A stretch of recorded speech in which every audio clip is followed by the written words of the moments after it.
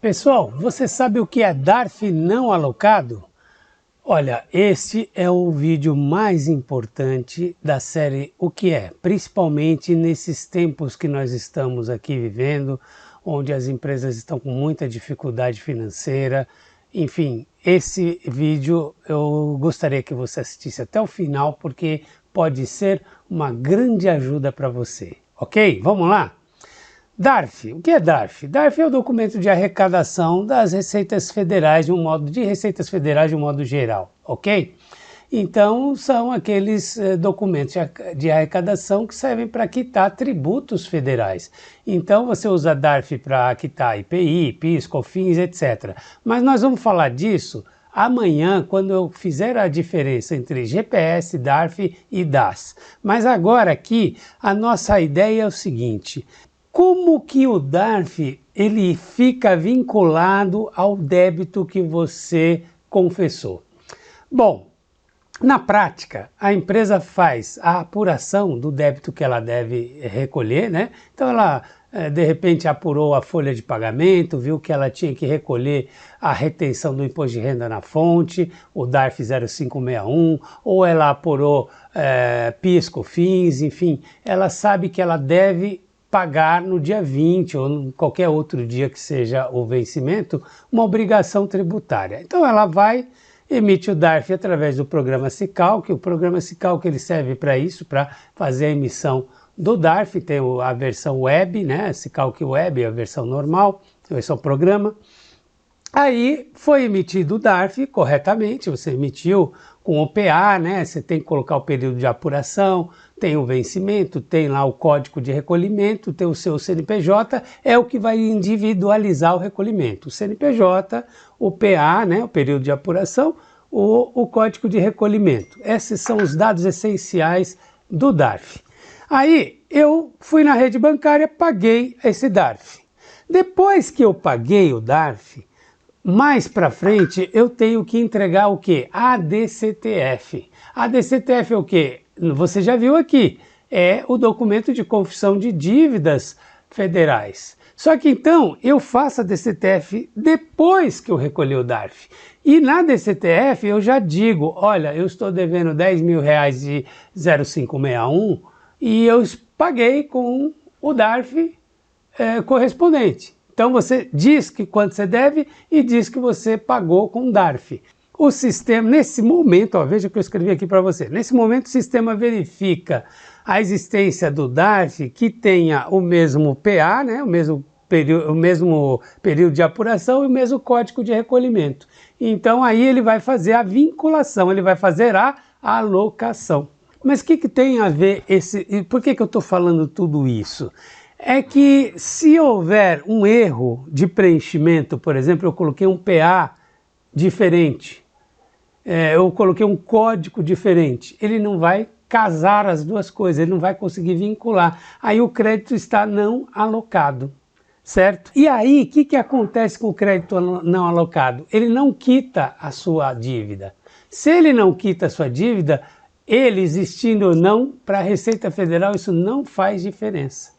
Ou seja, ele está sobrando. E se eu paguei algo que está sobrando e eu não tenho a dívida, vamos imaginar que eu percebi que ficou um saldo a pagar e paguei de novo. Aquele DARF lá está solto. O que você pode fazer? Você pode pedir restituição. Você pode pedir, usar para compensar um débito que você tenha. Daí a importância dessa aula hoje, porque eu estou mostrando para você que DARF não alocado é dinheiro em caixa. Você pode usar agora, correndo. Então qual é o teu trabalho depois de terminado esse vídeo? Correr para saber se você tem DARF não alocado e verificar qual é a situação. Se aquele DARF realmente está fazendo falta ou não, e aí se você pode utilizá-lo para restituir ou compensar via PERDCOMP, que você também aprendeu aqui com a gente o que é PERDCOMP. Se você está assim, meio assim com essas siglas, veja o nosso canal e assista os vídeos que explicam para você o que é DCTF, o que é PERDCOMP, e aí você vai se acertando aqui. Segunda hipótese, se o valor for diferente, Então veja, eu disse que eu devia 10 mil reais, só que eu fui lá e paguei 20 mil reais, no mesmo PA, no mesmo código de recolhimento. O que ele vai fazer? Ele vai ignorar? Não, ele vai fazer o seguinte, você disse que deve 10, desses 20 eu pego 10 e aloco, e eu fico com 10 solto aqui. Esse 10 solto, ele vai virar o quê? Um crédito do tipo pagamento a maior, que é uma das hipóteses também de perde-comp. Então, pagamento a maior é exatamente isso, é quando você erra no valor, paga mais do que você deveria ter pago, e aí você pega de volta, restitui o que você pagou a maior ou faz a compensação via perde-comp. Outra possibilidade, duplicidade de pagamento. Eu apurei que devia pagar 5 mil reais, eu fui lá no banco, paguei e inadvertidamente outra pessoa de outro departamento pagou também. Por qualquer descontrole financeiro, descontrole operacional, você pagou duas vezes. Aí resulta o quê?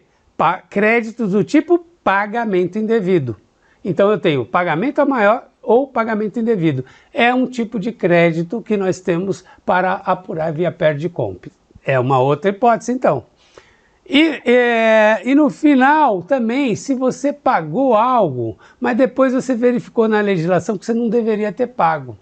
Então, você nem vai confessar aquilo na DCTF, nem vai apurar no documento de declaração. E aí, já que você pagou e não era devido, você pode pedir de volta também, porque é um crédito do tipo pagamento indevido. E tudo isso, então, é feito como? Tudo isso, todos esses créditos, essas hipóteses todas que eu mencionei, você pode resultar num pedido de restituição ou você pode utilizar para compensar tributos vencidos ou vincendos, que é o melhor dos mundos agora. Você está aí, tua empresa com dificuldade financeira, se você encontrar qualquer uma dessas hipóteses aí, você vai correndo e faz a transmissão do perde-comp. Por último, a Receita só vai homologar aquilo que não está alocado. É muito comum você encontrar um indeferimento do pedido de restituição ou compensação numa situação que houve a alocação, né? Por exemplo, essa última hipótese que eu falei, não era, a legislação não previa aquele recolhimento. Mas se você disse na DCTF que você devia aquele valor e pagou, o crédito está alocado para todos os efeitos, mesmo que não seja devido na legislação. E aí, se você pede restituição nesse caso, Receita indefere. Claro. Por quê? Porque você está dizendo que deve e pagou o que deve. Por que ela vai te devolver? O crédito está alocado, então ela não vai te devolver. Bom, e como eu faço esse pedido de restituição ou compensação? Através do perde-comp. E se você não sabe como transmitir o perde-comp, nunca fez, está com algum tipo de dificuldade, entre em contato com a gente pode te ajudar, nossa equipe pode te ajudar no que for preciso, ok? Te vejo então amanhã falando sobre o que é GPS, DARF e DAS. Então, para quem está aí preocupado aí como vai fazer o pagamento do Simples Nacional, não perca a aula de amanhã.